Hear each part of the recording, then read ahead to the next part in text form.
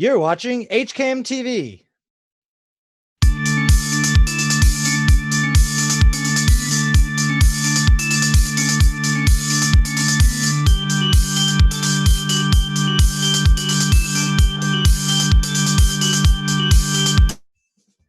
Hello, Hopkinton. It is 2 o'clock and it is time for the Hangout Hour. Thank you so much for joining us during this live program. Today is Wednesday, the 17th, and I still have to check because every day is always the same. And today, Matt Clark and I are hosting this first half hour, and the second half hour will be a rebroadcast of an episode where Mike interviewed Sabine St. Pierre about all kinds of things food. So thanks for joining us, and also thanks to my son for joining us, and he's going to talk to us about birds, one of his favorite things in the world. Hi, Andrew. Welcome back. Hey, thanks for having me here. It's our pleasure.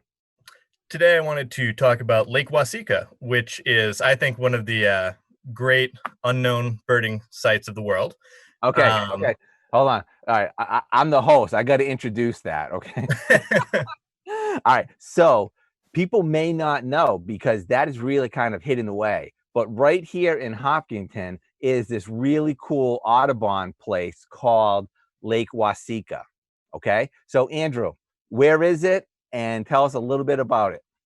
All right. Well, Lake Waseeka is in Hopkinton, right on the edge of the Holliston town line. And it's really cool. It's an area which originally was starting to turn into a meadow, but some beavers took up residence and turned it into more of a pond area. And that's given it a lot of interesting and diverse wildlife.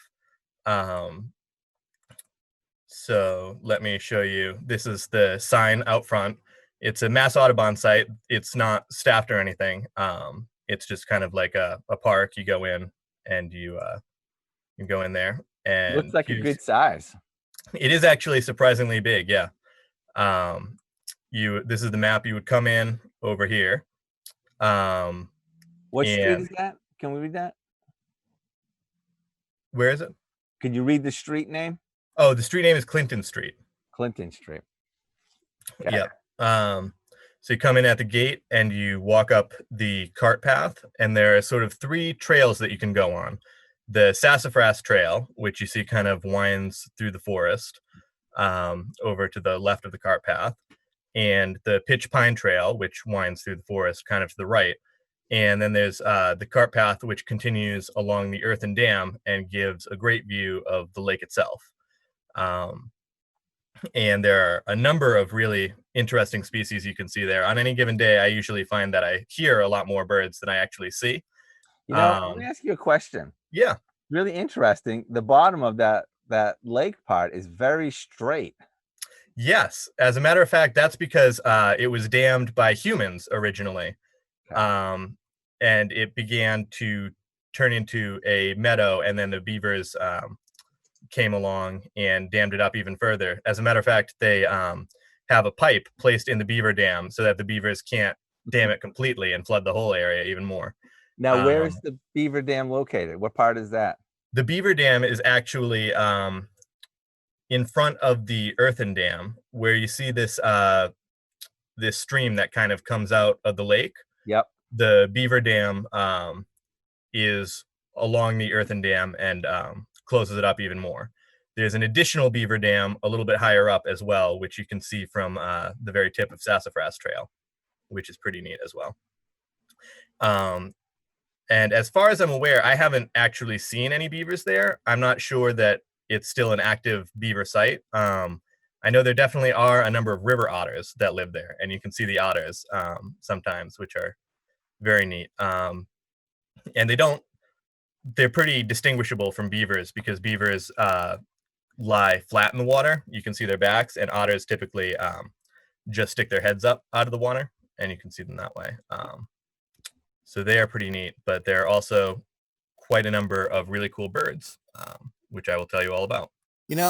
Let's just stay on the beaver dam for just 1 minute. Sure. I can't remember. You've taken me to a couple of beaver dams. Is this the one where the beaver dam kind of starts at the level and it goes up 3 or 4 feet? Yes. Yeah, it's a pretty tall beaver dam. That's the one at the tip of Sassafras Trail. Okay. And it's several feet high. It's I pretty just want to say that was most impressive. impressive. Whenever I think of a beaver dam, I don't think of something that's 5 feet tall. That Yeah. was really cool. Yeah, they're really impressive engineers. Okay. All right. Now let's take us on your visit. All right. So first I want to show you what the path looks like. I'm going to be focusing today on the cart path that goes right along the lake. Here you can see this trail goes along the top of the human earthen dam. And it's a really good spot for looking out over the lake and seeing the various birds, primarily flycatchers and swallows that live and fly around in that area. But Sassafras Trail and Pitch Pine Trail are also well worth checking out. I just didn't happen to go there on this visit. Okay. But here you can see there's a lot of growth there. Yeah, yep. There's a good amount of shrubbery between the trail and the water, which makes a good habitat for birds. And sometimes you'll see a yellowthroat or a grackle or a robin actually in the shrubbery hanging out there. Mm-hmm. Matt, does this look familiar to you? Oh yeah, no, definitely. I also just checked it on Google Maps a minute ago, and I've definitely been there. One of my friends lives right next to the park, so we used to walk there sometimes in high school. Oh, nice. Yeah, haven't been recently, but yeah, it's a great area. This is the view from the other end of the cart path. If you go to the very tip of it and you're looking back, you can see there are a pretty good number of wildflowers, wild daisies and that sort of thing that are growing along there. So spring is a really good time. Spring and early summer is a great time to check this place out because there's lots of flowers. Nice. Here's a view of the lake itself. You'll notice there are a lot of dead trees. Those trees died when the beavers flooded this area, and they are a really good habitat for woodpeckers because they host the insects that the woodpeckers eat. So you can both see and hear a whole lot of woodpeckers many times when you're over there. There are pileated woodpeckers that I've definitely heard, but I've never been lucky enough to see one here. But they are definitely around. One thing I remember, this was the site of the largest turtle I think I've ever seen in the wild.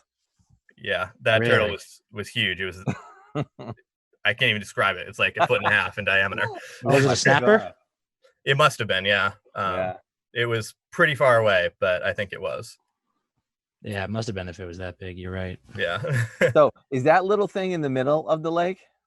Yes, this is a small sort of island in the middle of the lake. You can see there's a fallen tree over on the left, and on the right is actually the Beaver Lodge.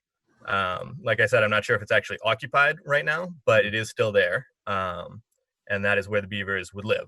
Do you have any idea how deep the lake is? Interestingly, the difference between a pond and a lake is that in a pond is so shallow that light can penetrate to the bottom at every place in the pond. And in a lake, it's deeper than that. So it's at least deep enough for light not to get to the bottom. And it's also deep enough to host fish, thus the presence of ospreys and kingfishers, which you can sometimes see in this area. But I don't know exactly how deep it is. That sounds deep. Yeah, it it feels kind of deep. I don't really know, though. Okay. And then this is just another view looking out over the water. And you can see how it would be a good habitat either for fishing birds or for insect-eating birds. It's not a particularly buggy area, I think primarily because of the actions of the swallows and the flycatchers and things, although there are a fair number of horseflies at various times of the day. And here I just wanted to focus on the ways in which the Mass Audubon Society has kind of preserved and improved this area. And when you go there, you can see that there are a number of birdhouses scattered on trees throughout the area, which I believe are intended for swallows. And that just kind of makes it an even more hospitable area for birds. Do all the birdhouses look the same design? As far as I can see, yeah, they look pretty similar. The ones that I've seen. And here I wanted to point out some of the wildflowers, which are pretty impressive at this time of year. Got these, and we've also got various types. white and yellow mainly, but they are pretty cool. And you can also see it's a great area for insects like dragonflies. And dragonflies are also really helpful in reducing the population of mosquitoes and other insects that would bother you as you go to Lake Waseeka. Like horseflies? Like horseflies, yeah. And then this is a picture of an otter path. On the earthen dam, you'll see in some areas several of these sort of low trails, which are a little overgrown on the top. They're not really human trails, but they're used by the otters as they go in and out of the water and as they pass over the dam. And you were on the cart path here, so this is by there? Yes. Yep. This is on the dam itself. Okay. Where are they going? Do they nest off of the water? I don't know exactly where they live, but I think in this case they go over the dam and to the stream that kind of goes away from the dam. Yep. They're fish catching animals, so they might be looking for fish. Okay. And then this is a picture of one of the big attractions at Lake Waseeka, Yep. the nesting ospreys. There's a nesting pair of ospreys that have been living there for a long time. Unfortunately, the tree that their nest was in got blown over by winds last year, but they did come back and they built a new nest. This is the new nest, which is sort of on the other side of the lake. So, which is a little unfortunate. Yeah, you can't get as close as you could last year. Right. But here you can see the nest. It's sort of a big, untidy nest. It's actually very big. And this is either one of the parents or one of the chicks. I don't know how old the chicks are at this time in their lives. But you can often see the parents coming and going, delivering fish to their children. Mm-hmm. And here you can see actually both the parents are here. We've got one parent standing guard, which it looks like he doesn't have a head, but he does. Are you sure? Pretty sure. And here is the other adult, and you can see her head. She is bringing fish back and feeding it to her chicks, and she'll do that throughout the rest of the summer.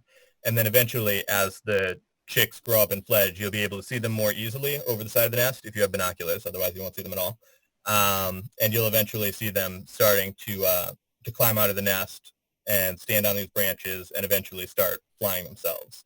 So that nest is just perched on the top of that dead tree. It's like, yep, it's sitting there on the top. Yeah, it's crazy.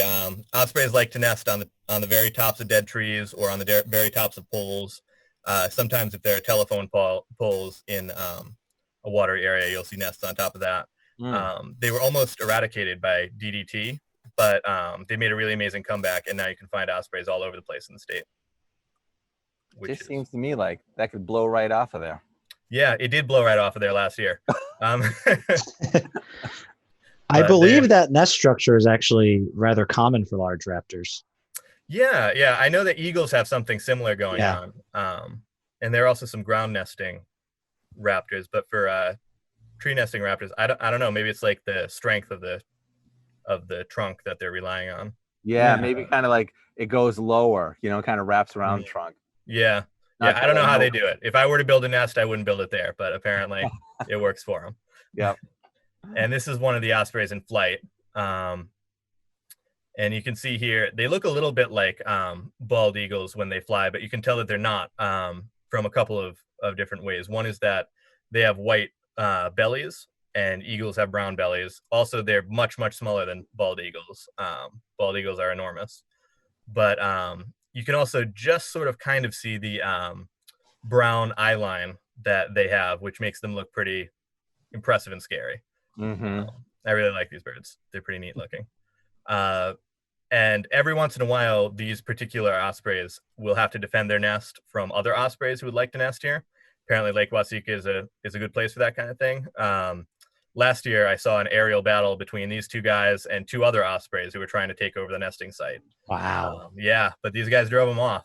It lasted probably like 10 or 15 minutes. And then one of them came back later, thought that maybe the other two ospreys were gone, but they weren't. And he got chased off again, too. I'll tell you, such drama. Yeah, they're dramatic birds. Speaking of large fish-eating birds that live here, One of the cooler ones is the great blue heron, and I do pretty often see herons here. This one I had just inadvertently startled. I hadn't seen it, and I apparently got closer than he liked. But they're big, and they have long legs and necks that they use to grab fish. And sometimes you'll see them sort of just standing there, still in the water, looking down at it, getting ready for a fish.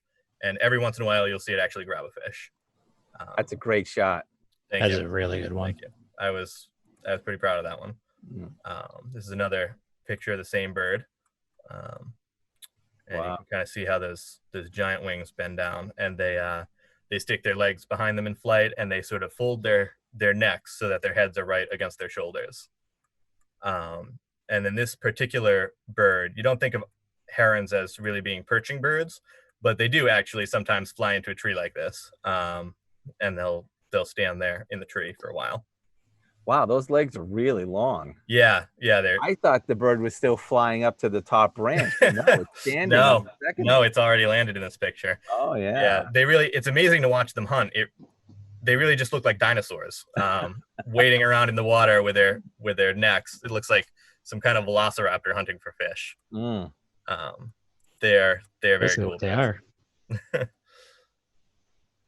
Another species of bird that you see pretty frequently there is the grackle, which is not the most awesome or impressive bird, but they are there in decent numbers.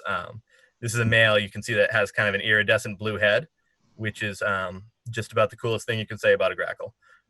Other than that, they're pretty standard blackbirds. So just to give you a sense, we're about halfway through now. All right, good. I'm about halfway through the presentation. Oh, perfect timing. And these are this is a male and a female grackle. The male is on the left and the female is on the right. You can see that the female is more of a brown color and doesn't have the iridescent head. And also it looks like she hates me. Boy, the sense of energy in that picture though, I really like it. Yeah. Lake Waseeka is definitely an energetic place bird-wise. There's a lot of birds flying around, flapping around, doing all sorts of fun things there. Yeah. In fact, you know what? Tom Nappy was just chatting me. We got a comment on YouTube that reminding us John Ritz and Margie Wiggin had do a show called What's Out There, where they follow paths, and they did a show on Lake Waseeka and had some kidding. Yeah, they had some really good shots of the Ospreys, so we should check that out. Oh, I'll have to look at that. Yeah. Okay. And here's another bird that lives in Lake Waseeka, the tree swallow, which are really neat iridescent blue birds that fly around. They're very acrobatic. They fly around in the air and catch insects. And their style is to sort of fly, and as they're flying, they see an insect and they'll bank sharply and grab the insect in midair, which is pretty impressive to see. Yeah. They fly around. They don't stop very much, actually. They're called tree swallows, but they very rarely land, in my experience. They just keep flying.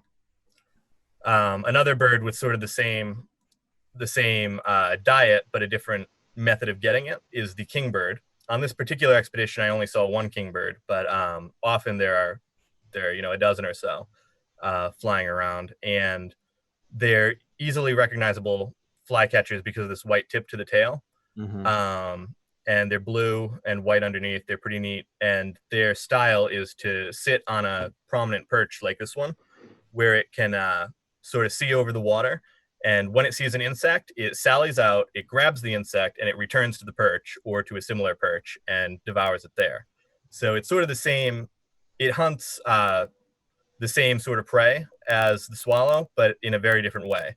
Yeah. So when you're there, you can really see two kind of different ways of getting at the same object. Another bird that is pretty prominent in Lake Waseeka, as I mentioned, is the woodpecker. And this is evidence of a woodpecker having visited, probably a hairy woodpecker or a northern flicker or something around that size, medium-sized woodpecker. It's interesting. All the holes are on the same side of the tree. Yeah. Maybe the insects mainly went there or something. I don't really know. And that's all it's doing the holes for is getting food? Primarily, yeah. a lot of woodpeckers will also dig holes to nest in. They'll excavate holes to nest in, but these clearly aren't that unless this is like a hummingbird-sized woodpecker. So yeah, this is a great place, particularly for northern flickers, which are a very impressive species of brown woodpecker with sort of golden underwings. So when they fly, it's really pretty striking. And after it rains, a lot of times they'll be on the ground on the cart path, eating the ants that have been flooded out of their tunnels. So after rain is a great time to go to Lake Waseeka to see northern flickers. And on the subject of woodpeckers, I was leaving the site when I saw these two woodpeckers on a tree. And you can see downy and hairy woodpeckers are two species that look pretty much the same. The hairy woodpecker is a little bit larger, and its beak is about the length of its head, whereas downy woodpeckers is about the third size of its head. So these look like they're hairy woodpeckers. And you can see the one on the right is a male. It's got a little bit of red on the top of its head. But these are neat birds. I could hear it pecking, and then I was able to sort of find them. But boy, that beak looks really sharp. Yeah, sharp and strong. Yeah. So those are two really impressive woodpeckers. And it's interesting. I've seen as woodpeckers move, they don't care if they're upside down or right side up. They just crawl everywhere. They must have really strong feet. Yeah, they're extremely strong like that. And then the last bird that I wanted to show you was this house wren. This is a picture I took on my way in. This house wren was sort of hopping around and cheeping at me, trying to maybe like scare me off, thinking I was a predator. But I got this picture of the house wren, and then I didn't think too much of it, except, oh, cool, I saw a house wren, until I came back and I got this terrible picture of it. And what it's doing here is this house wren has actually hopped onto the ground, and it's cheeping at me, and you can sort of see it's holding its right wing out a little bit. And what it's doing is it's pretending its wing is broken, and trying to get me to follow it, because this house wren has a nest in a nearby tree. I didn't know that the first time I passed by, but this broken wing display is something that she does to try to distract me and lure me away. She'll let out a call to let her chicks know to be silent, and then she'll hop down and make this very conspicuous display. And if I were to follow this wren, she would lead me on, and she would continue to cheep and hold her wing out like it's broken until she felt I was far enough away from the nest, and then she would leap into the air and fly back to her nest. That is so cool. I've heard about that. Is very cool. Yeah, killdeer are very famous for doing it, but many species of bird will do some sort of broken wing display like this. You must have been so excited when you saw it. I was extremely excited. It was really hard to tear myself away, but I knew that this was a sign that I was kind of distressing the bird. Yeah. So I tried not to stay too long. But yeah, that was sort of the highlight of my experience there the other day. But other than the birds I've shown in this picture, some birds that you can see there are other types of flycatchers, including the eastern peewee and the eastern phoebe, both named for the sounds that they make, which are sort of more brownish flycatchers. They're not real conspicuous, and they're hard to see until the eastern kingbirds have migrated for the winter, and then you can kind of see a few of them. It's a good place for tufted titmice and for black-capped chickadees, both like that area. And gray catbirds are one of the interesting species you can get there. They're mimids in the same family as mockingbirds.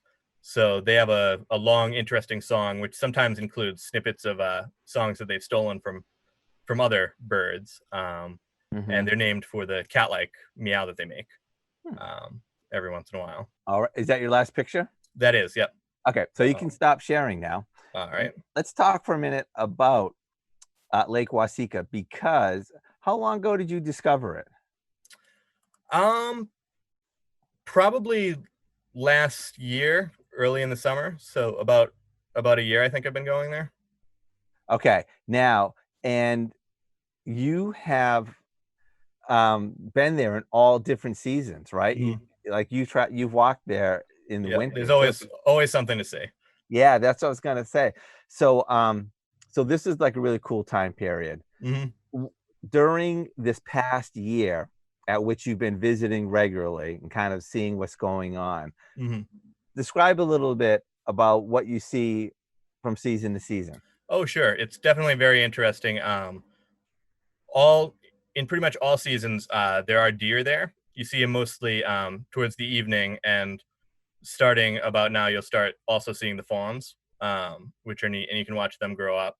And then as the seasons wear on, the ospreys eventually will fly south, and sometimes after that, you'll start seeing other raptors. I think during the breeding season, the ospreys keep them away, but you can see the occasional hawk or vulture coming by while they're away.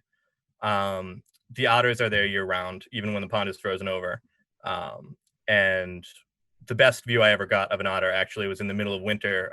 It was out on the ice over the lake, and I could see the whole otter, which was neat. But I actually mentioned that exact thing, not your story, obviously, but best chance in my presentation on Monday about mammals in town. That's the best time to find otters. Oh yeah, it is, because you can see them better. And there are definitely plenty of species that are year round.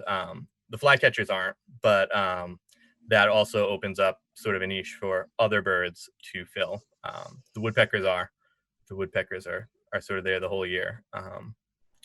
And it's definitely an interesting place at all seasons. You'll see sometimes cedar waxwings, especially when berries are a little bit rarer. If you can find a bush with berries on it, the cedar waxwings will come to that. Cardinals and that sort of bird are there year round. Now, I hope this isn't a really silly question, but if there's snow, do they clear the paths, or is it just full of snow? I think it's just snowy, from my recollection, if there's snow on the ground. Okay. Yeah.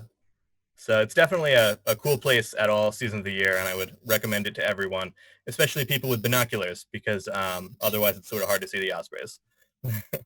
Yeah, it's so interesting on the map that you have kind of like two sides of the lake that have paths on it, but the other two sides are not. From what I understand, there was actually a path all the way around the lake at one point, but due to beaver activity, the beavers actually flooded part of the path, and it's no longer used. Oh, I see. Because, boy, it'd be kind of useful now where the ospreys are. Yeah. Yeah, I'd certainly like to be able to get closer. They also, the ospreys, if you get close enough, actually have sort of an alarm cry that they use. It's kind of a cheeping sound, which now you can't really get close enough to trigger that, which is probably a good thing, actually. But if they're alarmed, you can hear them cheep. And that's a fairly good way to locate one that might be close to you. If you're near the osprey, it will probably cheep at you. How did you first, because this is really, as they say, off the beaten path. How did you first discover the existence of Lake Waseeka? Actually, when I got my Mass Audubon membership, they mailed me a list of all the Mass Audubon sites in the state, which they are the largest non-government landowner in Massachusetts, so there are plenty of them. And I happened to notice this one in Hopkinton, so I decided to check it out, and it was really neat. When you drive past it, the first several times I actually drove past it and had to turn around because the parking lot is not obvious, but once you get in there, it's definitely worth it. Right.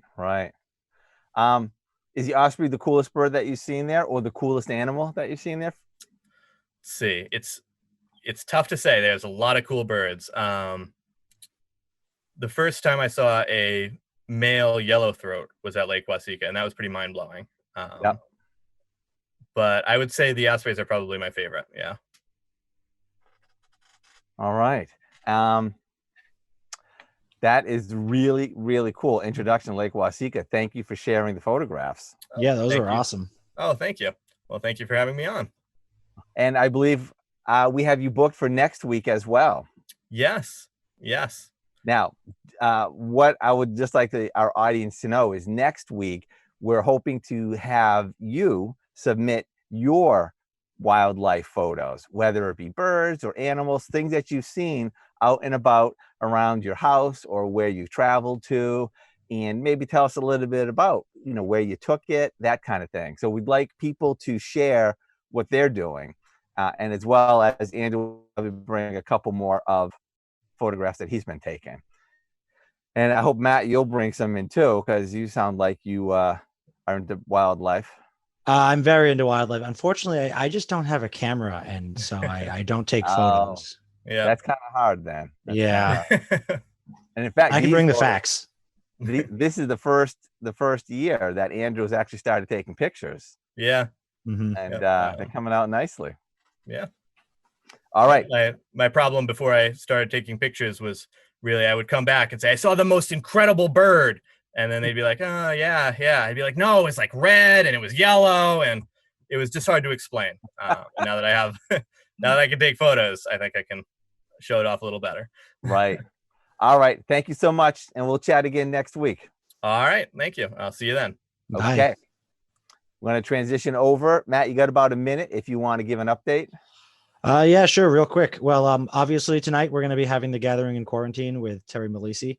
Tomorrow we're having a chat with the rest of the HCAM team about the science of happiness and what happiness means to other people.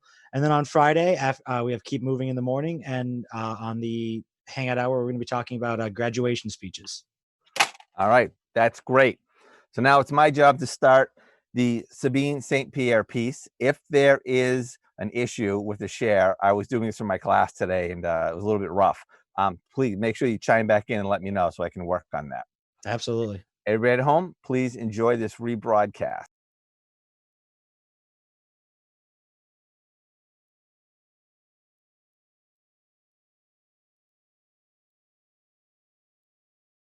I have to make sure I share it with sound. Good idea.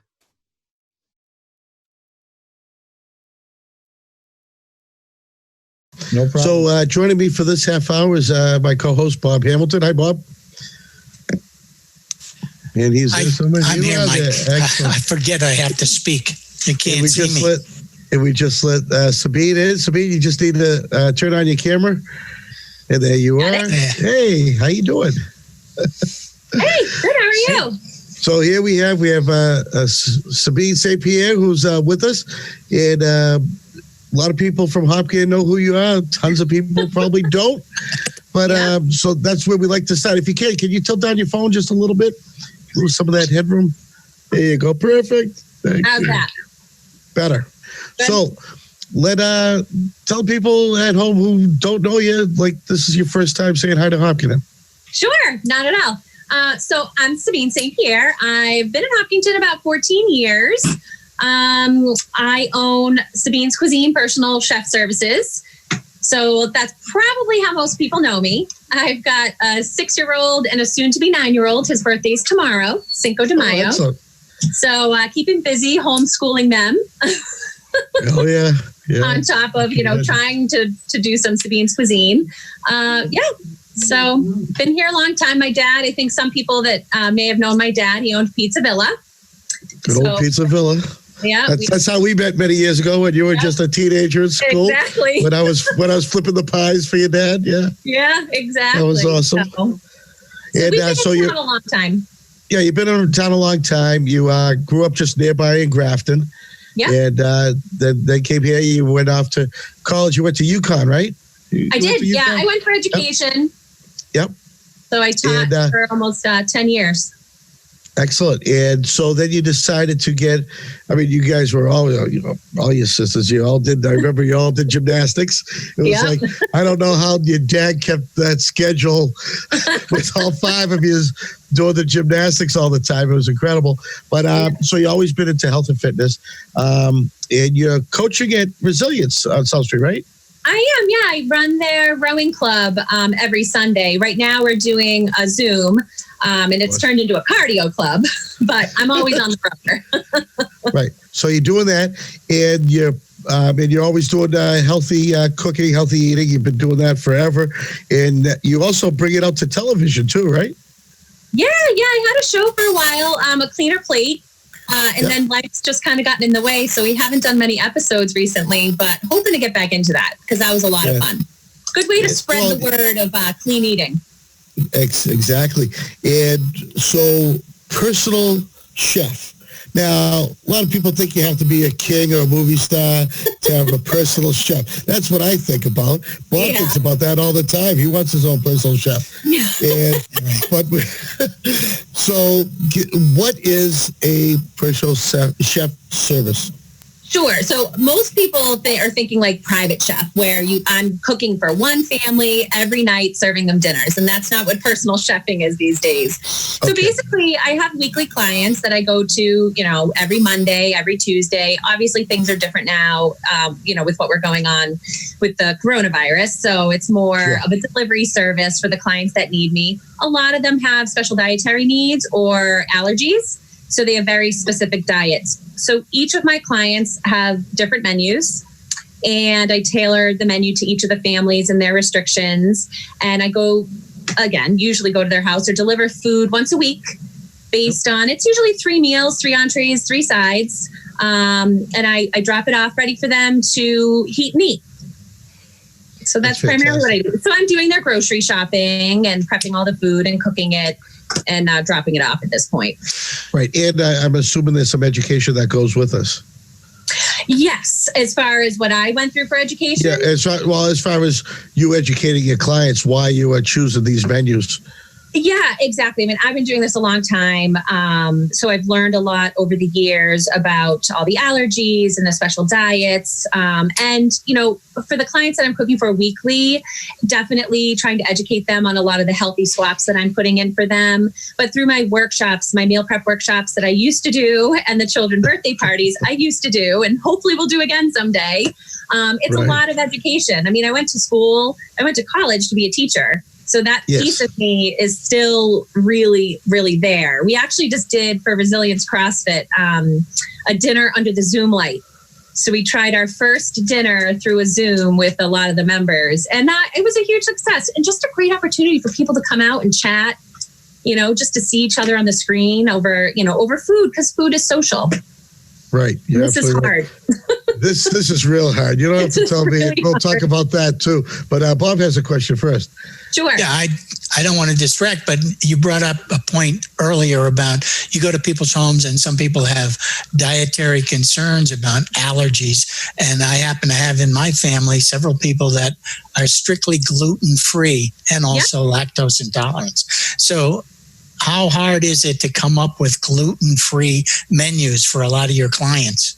So that's actually, since it's my specialty, it's primarily, if you go on my website and look at my sample menu, most things on that menu are gluten-free, dairy-free, soy-free, nut-free, free of everything but flavor. They're full of flavor. And, people have the option, certainly if they don't have these allergies, I can add that stuff in. But primarily my cooking is gluten-free and dairy-free, and for the most part, soy-free. Do you find that it's more difficult to cook for adults gluten-free or children gluten-free? Probably children, because children tend to be pickier. I certainly have some picky adult eaters too, but they kind of understand that they need to nourish themselves and they need to eat. But that's part of where I come in, is helping people configure menus that will satisfy the picky eaters as well as accommodate all those allergies. And that's part of the challenge that I love. It makes it fun. Yeah, that's good, because I, in my own case, my wife and my granddaughters eat gluten-free, but I don't eat gluten-free unless I have to, which I do often. And I find many things that I was used to eating my whole life now converted to gluten-free menus. Sometimes it works and sometimes it doesn't. Yep. And a lot of times I'm trying to deal with mostly, fresh produce and, if you stick to that perimeter of the supermarket. So it's not a lot of canned products. So a lot of things are just vegetables, and proteins are naturally gluten-free. So, certainly there's places for rice, noodles, and, different kinds of things that they've now made gluten-free. But I try to stick with things that are just kind of naturally gluten-free and dairy-free, so people don't feel like they're missing something. Do you find you need to find alternative spices as well? Stay away from salt, say, for example? Yep, definitely. I use a lot of fresh herbs. We do a big garden in the summer, and I try to load things up with fresh herbs. Not only does it add a lot of flavor, but it just kind of adds a nice, fresh punch to things. Yeah, you're right. Yeah. That's good. Yep. So the main reason why I even called you on the show is we were chatting in some group. I can't remember. Was it the Hopkinton Comes Together? No, I think it was even just on my own personal page. Was it personal? Yeah, you came up with the questions. What are people doing to save money, and how you get in the breaks from the bills when everyone's staying home, and I thought that was a great subject. And have you learned anything other than what we chatted about? Oh my gosh. So many things, obviously as a small business and, struggling during this pandemic, it kind of became obvious that I needed to start figuring out where we could cut back. And I thought of a couple of the obvious ones like cable, wireless, that kind of stuff, and had made a few calls. But then I was talking to someone else that mentioned Sirius radio. And I was like, oh, I hadn't thought about that. And then I started kicking myself because I'm like, why didn't I think of this 2 months ago? I could have saved 2 months already. Hold on, I got to write that. You said Sirius. I didn't even think of that. You can't drive the car anywhere, so why have the satellite? I have a whole bunch of things here that I learned from that post. I had about 50 comments. And it was, all people like, oh, yeah, I didn't think of that. Or people that have done things that obviously are saving money. And some of these things are going to save people money in the long term. Right. That we should have all been doing years ago. Years ago, right. And I hear it all the time. I know that people that use their credit cards to build up their points or whatever, and as soon as a new card comes out that they have a chance to get the zero financing for a year, swap over their balances, boom, boom, boom. Yeah, I think that's great. One of the things that happened to me that I wasn't even expected, but I got a nice letter from Map Free Insurance. They announced 15% off of my March and April bill. Yeah. And that I think was $40 a month on each, so motorcycle and car. So I'll be getting $80 off for each month. And that adds up. Huge. I mean, we called our wireless provider, and because at this point our phones we're using off the internet and we're home, so we're using our own data, it doesn't make sense to pay these big data plans. And they're trying to give people this free data, but we really don't need it. We're home. Right. So I called and lowered our data plan and saved $20 there. And then you save I think most car insurances across the board are taking stuff off, and, you can submit mileage. You can ask them if you can submit mileage and try to save even more off your bill. I mean, my husband's not even driving his car. He's teaching from home now. So well the mileage, one thing that I learned is the mileage is automatically deducted. You used to have to fill out a form every year. If you drove under 10,000 miles, you would get a discount. And now I found out it's automatic, and it's taken every time you get your sticker. They get your mileage every year. Good. So and that's a good news. Someone else posted. Well, I was going to say, when you're talking about your cell coverage. Go ahead. Yeah. Okay. All right, you go ahead. Coverage? Go ahead. Cell coverage. You're going to ask about cell phone. What about the cell phone? Well, with the cell phone coverage, I had to be careful with the cell phone because I have an unlimited plan that I got really, really cheap. And if I try to go to something like a 5 gig or 5 meg plan, whatever it is, it could actually cost me more in the long run. So, some things that you might have got in as super cheap. You want to keep it. Right. So, I mean, my biggest thing that I've learned through this whole thing is you just call and ask. They're getting, every company is getting bombarded with all these phone calls. And so, you just kind of have to ask. They'll talk you through it and just say, I want to save some money. How can I lower my bill? And they should either tell you, well, you're at the lowest we can get you. You got a pretty good deal already. Or like with our cable, we didn't realize we were paying $10 a month for ESPN every month. We don't watch it. And there's no sports on right now. So right there, we save $10. Well, unless you want to watch the 1972 Stanley Cup playoffs, that's on. Yeah, exactly. But somebody had mentioned AAA. And if you have AAA, apparently this is next on my phone call list. You can bundle your home and auto. And they've got a low mileage discount now. What else? I have in my notes here. A multi-car discount. And this person that was telling me this, they saved 5% on all of their policies. and they refinanced their house at a new, like a 2.62 rate for 15 years and are saving $30K over the life of their mortgage. So it's worth calling if you either want to try to do bundles or call each company individually and just try to see if you can refinance even your car loan just for lower rates at this point. Yeah, and I think that it used to be, well, not used to be, in the old days, a month ago, nobody really had the time to do that. But now when you're at home and can't go anywhere, it's okay to get on the phone and spend 20 minutes on hold waiting for an answer. It might save you $25. Exactly. And like, you know, the ones we've talked about so far are really those kind of long-term things that are going to save you. And it's so true. Like, I've never had the time to sit down and make these calls. You know, I've always wanted to be frugal. Now I can be, or I can try anyway. How you saving at the grocery store? I mean, do you seem like, what's your grocery bill been like being home? More? I do. I mean, I have a card to Restaurant Depot, which I think now they've actually opened it up to the public. They did let the public in. I have a card too. Yeah. So buying in bulk is definitely huge. A lot of people are talking about shopping at places like Aldi, some of the off the path markets. There's a bread outlet in Milford. You know, some of these places where, you know, things are just much cheaper and maybe not as crowded. You know, I think a lot of times people are stuck to kind of going to where they're used to and not realizing that they're actually paying so much. You know, buying generic things, not, you know, certain things don't need to be name brand except for the mac and cheese. You can't not have Annie's mac and cheese, but you can't find that now. So I know, I can't find it. Yeah, no, it's definitely hard, and it's a little nerve-wracking to watch the news about, you know, what's going to happen with proteins. You know, and then people panic and they go out and buy tons and tons of packages, but just make sure you have places to store it and that you're actually going to use it. Because the worst thing is to buy all this stuff and then not use it and have it go to waste. You're right. And one thing that I did notice too, how nice everyone's been.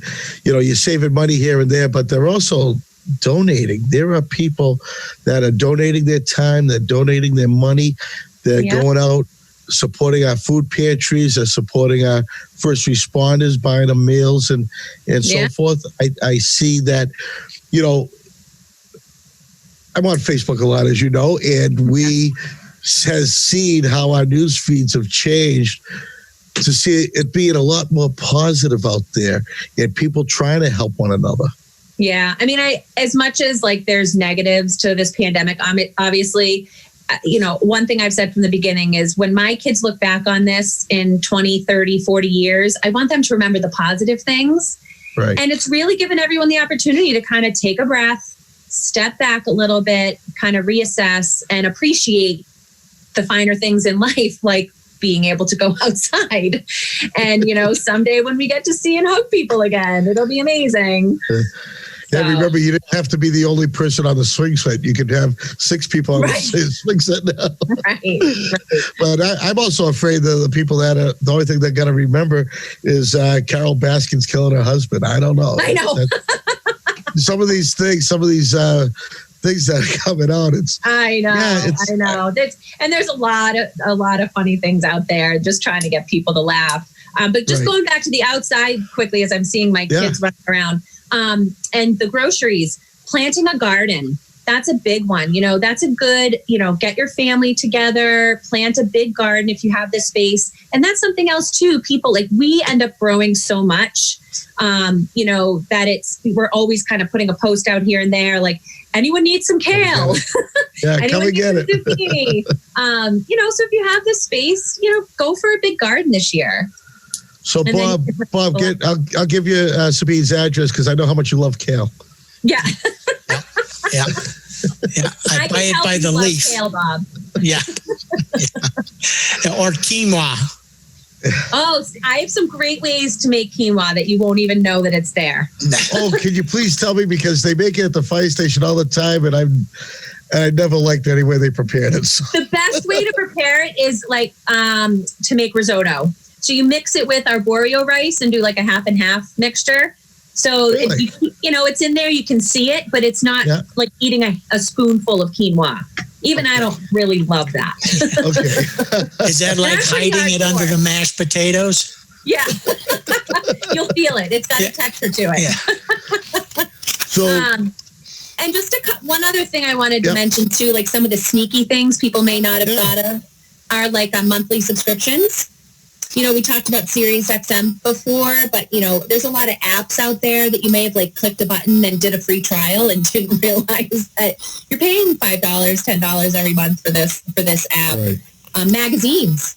I was still getting Food and Wine magazine, but you can do a lot of those now on Kindle for way cheaper. Right. You know, if you want to keep them. Absolutely. Yeah, so, and everyone's gotten pets. A lot of people don't like the feel of a Kindle compared to a magazine too. So I know I can't do a Kindle. I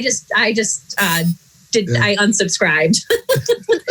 But I've also noticed, I'm sure you've noticed all the people getting pets, getting dogs, especially. Oh, sure.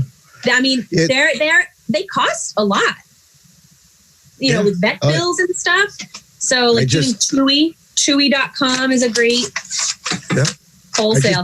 I just put in my order for a 10-pound bag of food. I just adopted Kaya April 1st, and which I was also surprised to find a lot of these shelters are closed and have their dogs fostered because they don't want the interaction with the people. And so a lot of places aren't open, which I was shocked. I says, now's the time to get a dog when everyone's home and takes care of it. Yeah, but apparently it's not essential, and it is hard, you know. But as long as they're being fostered, you know, they're being loved, and as long as they're being cared for, they're not stuck in that cage and at the pound. So so getting the pets, pets are expensive. Joining clubs, and also when you join those clubs like the Chewy or the Pet Supplies, they also have the automatic refill, which you can even get cheaper. Yes. Yeah, that's a key thing to sign for. Yeah, and they give you the option. I mean, if you have a new pet, a new puppy or something, it's hard to tell, like, how do you need it monthly? Do you need it bi-monthly? Right. So once you kind of figure out like how long a bag will last you, you know, you can set it on that auto ship and you can change it at any time too. Absolutely. And there are deals, and you'd be surprised how much I find Chewy better than Amazon.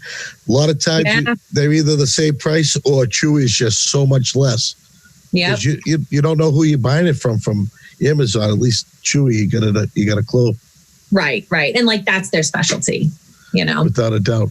So when it comes to preparing meals, and all right, let's talk about the single people out there like myself. I found it easier for me to go out, have my meals, you know, because I was always a half plater, eat half, take home half, you know, and that worked out great. But now that I don't have that option, and plus I don't like being at home eating a lot, I'd rather go out and eat with people. But I'm finding myself preparing. And the preparing of the meals, what is the best way, I'm going to say, to keep, I mean, casseroles, they almost last forever. But when keeping your vegetables fresh, for someone like me, one person, and you just can't always get that one tomato, you have to buy the vine of 4 or the lettuce. You know, how do you keep that stuff really, really fresh and useful? If you buy some of those bag lettuces or the boxes of lettuce, usually what I'll do is once I open it up, I'll stick some paper towels deep down in it. It's the moisture in the bags that make them wilt and go bad. So if you can get rid of that moisture, that's key for those. And, you know, a lot of people are trying to go to the supermarket once a week or sometimes once every 2 weeks. So it's really hard at that point to get fresh produce that's going to last that long. Which is why you can't find a lot of frozen vegetables. I noticed it empty over there. Yeah. But I mean, if you go to Restaurant Depot or, you know, some of those wholesale family style packages of green beans, you know, you could certainly use the green beans that you want for a meal or two that week and then blanch the rest of them and freeze them yourself. And then you've got... But they have to be blanched first. Yes. So you just boil them quickly for about 30 seconds or so, and then you're supposed to throw them in an ice bath, but that can sort of be a pain. So I usually just put them in a colander and wash them under cold water. You just want to stop the cooking. That's how I do it. Yeah. Yeah, exactly. that's how I do it. So cold water. I don't have time for ice baths. Maybe when I get my big ice machine, I'll do an ice bath. I need my ice for my margaritas at this point. Yes, absolutely. And we're going to be needing those real soon.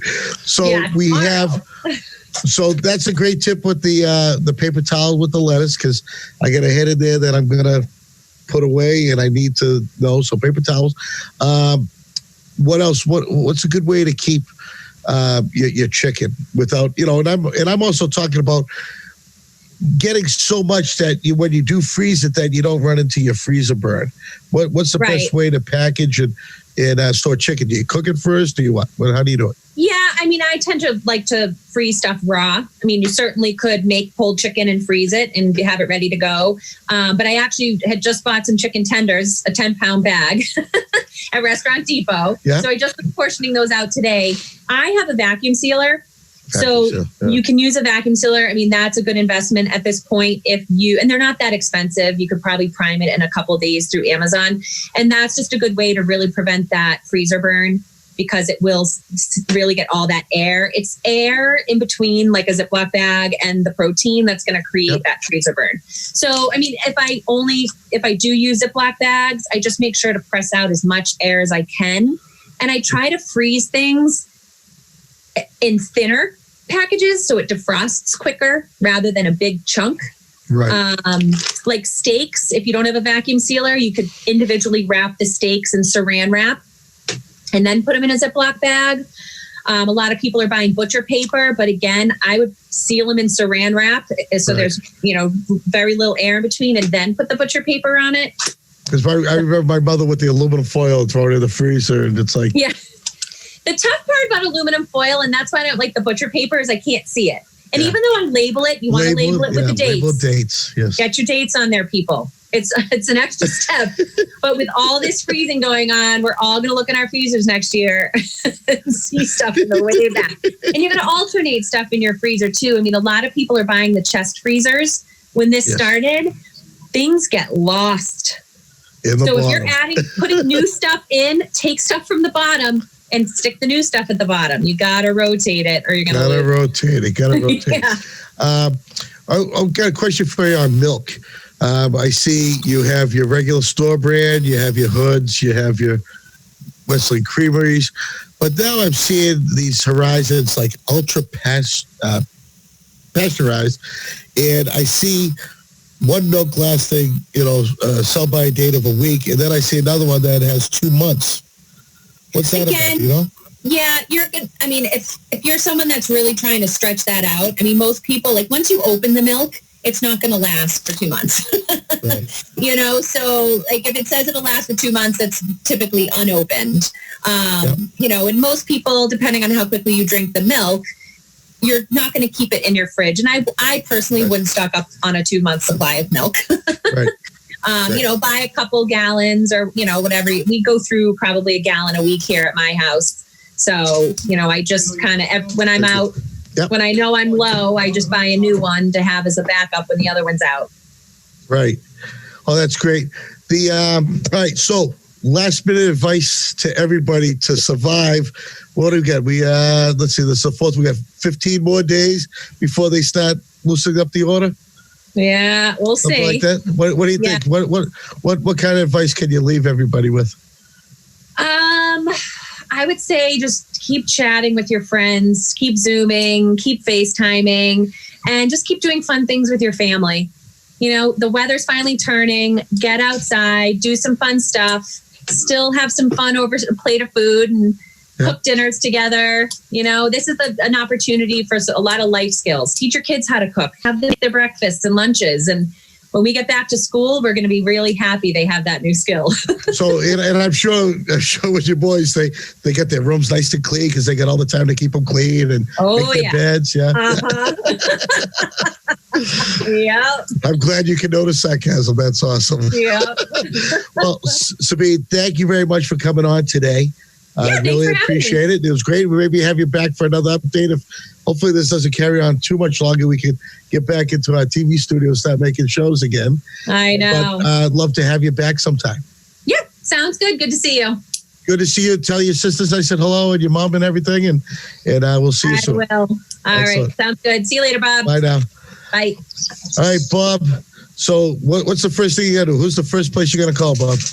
Yeah, who's the first place I'm going to call? Yeah, is it Verizon? Is it going to be Comcast? Comcast, yes. Good luck with that. Let me know. Yeah, how that exactly. That's awesome. Well, Bob, that was a great show, and I want to thank you helping me with Sabine, and hopefully people get something out of it. So for Bob Hamilton, Tom Napier, the rest of the HCAM crew, Matt and Jim, we'll see you next time.